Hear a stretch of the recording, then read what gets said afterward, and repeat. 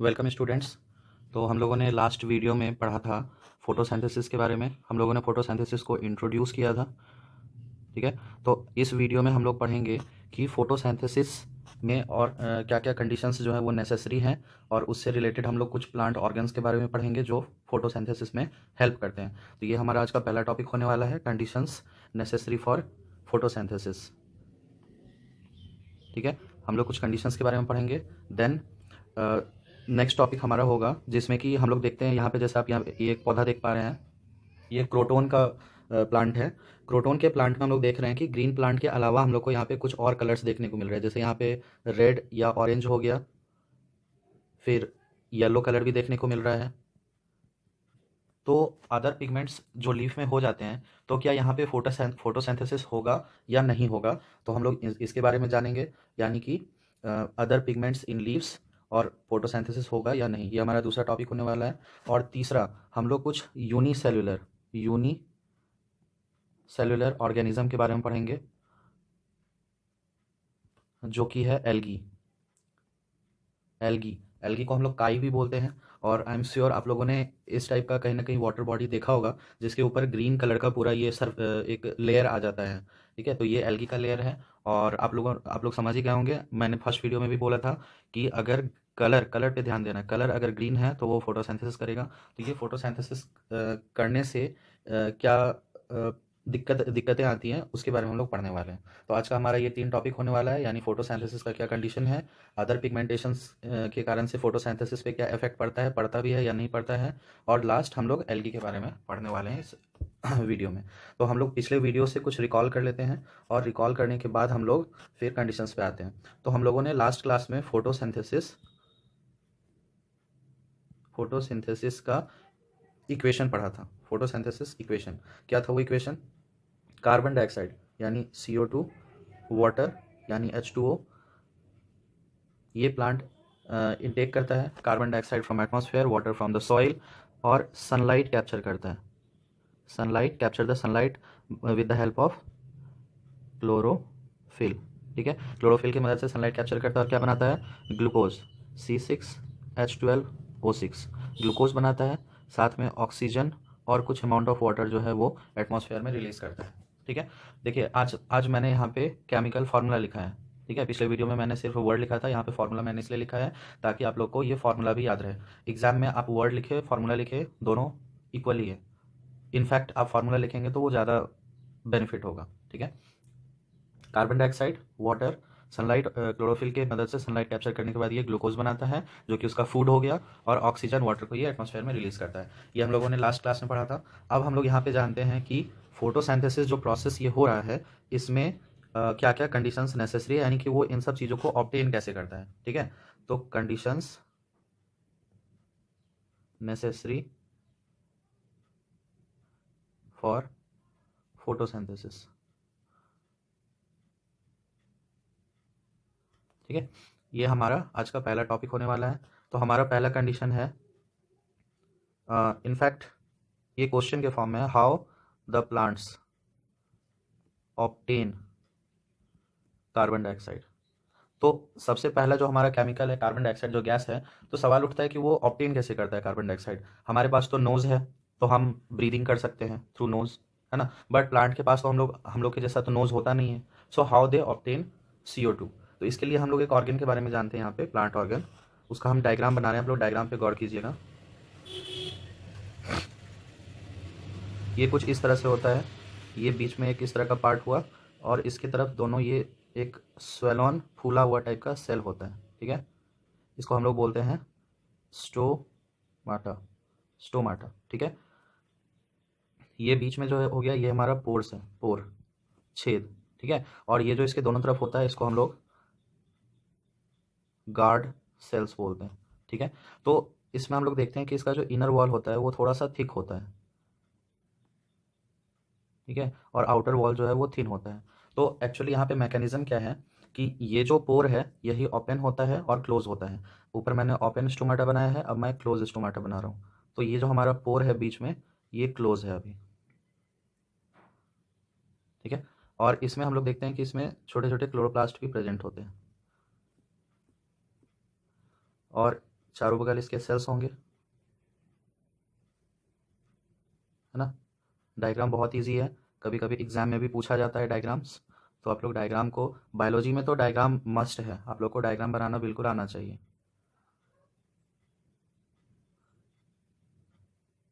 तो ये हो गया हमारा क्लोज्ड स्टोमाटा, है ना। तो यहाँ पे हम लोग देख पा रहे हैं कि स्टोमाटा ओपन और क्लोज हो सकता है। तो आप लोग अब समझ ही गए होंगे कि जब स्टोमाटा ओपन होगा, यानी कि इसके पोर्स जो हैं उसके थ्रू पैसेज जो है वो अगर ओपन रहेंगे, तो प्लांट एक्सचेंज ऑफ गैसेस कर सकता है, ठीक है। ये ऊपर वाला हो गया हमारा ओपन स्टोमाटा, ये हो गया ओपन स्टोमाटा, और ये हो गया क्लोज स्टोमाटा, ठीक है।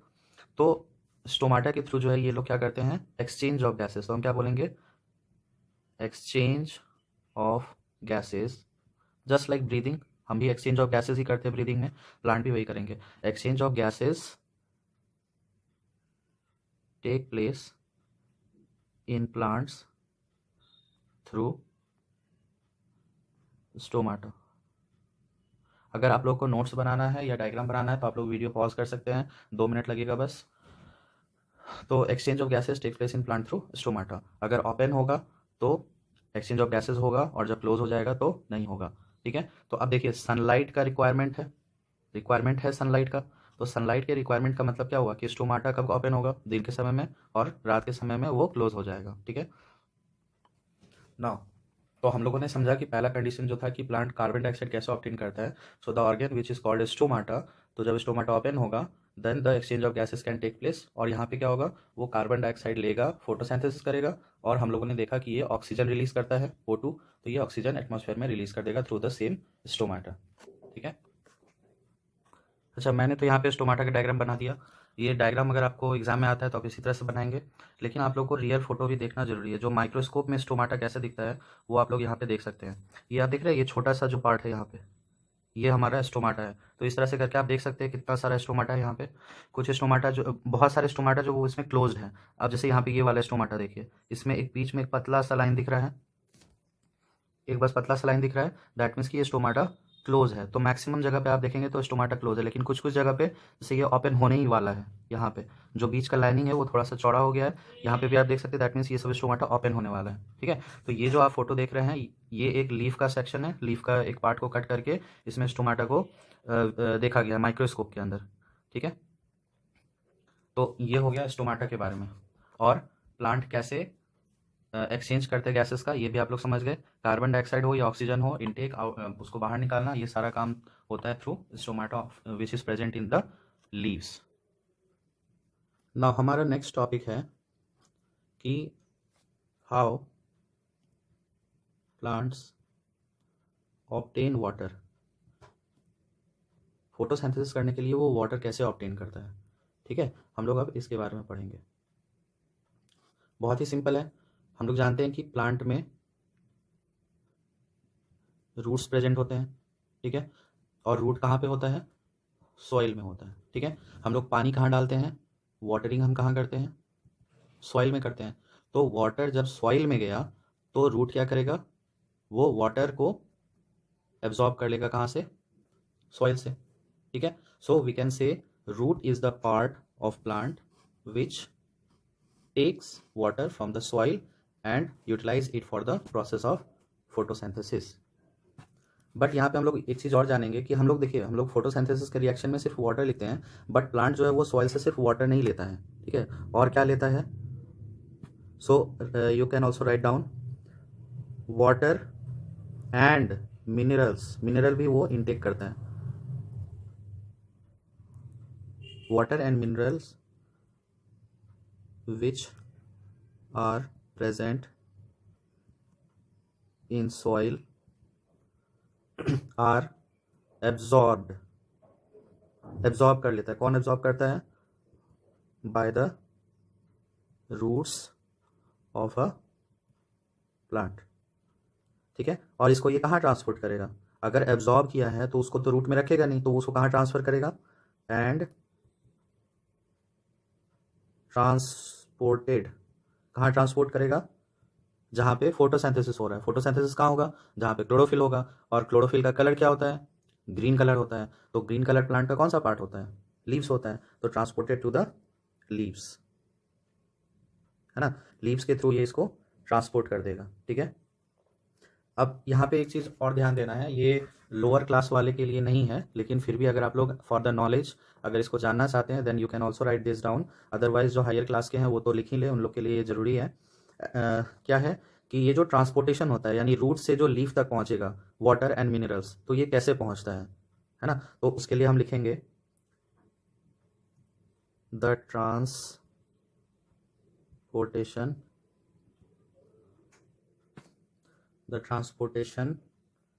is done through pipe like. जाहिर सी बात है वाटर और मिनरल जो ट्रांसफर होगा तो वो एक पाइप लाइक सब्सटेंस से ही होगा, उसको कहते क्या है? पाइप लाइक नहीं याद रखना है, जो मेन वर्ड है उसको याद रखना है, वो है जाइलम, XYLEM, जाइलम। जाइलम के थ्रू ये इसको ट्रांसपोर्ट करता है। आगे हायर क्लासेस में जाइलम के टाइप्स भी हैं, लेकिन यहाँ पे हम लोग सिर्फ ट्रांसपोर्टेशन के लिए जो पाइप लाइक सब्सटेंस यूज हो रहा है उसको हम लोग बोलते हैं जाइलम वेसल्स, ठीक है। जाइलम वेसल्स के थ्रू ये ट्रांसपोर्टेशन का काम करेगा, ठीक है, ठीक है। तो हम लोगों ने पहला पढ़ा कि स्टोमाटा यूटिलाइज होता है for the exchange of gases और वाटर एंड मिनरल्स को एब्जॉर्ब करने के लिए रूट है, रूट में जाइलम वेसल्स प्रेजेंट होते हैं जो पाइप लाइक फॉर्मेशन करता है from the root till the leaves, ठीक है।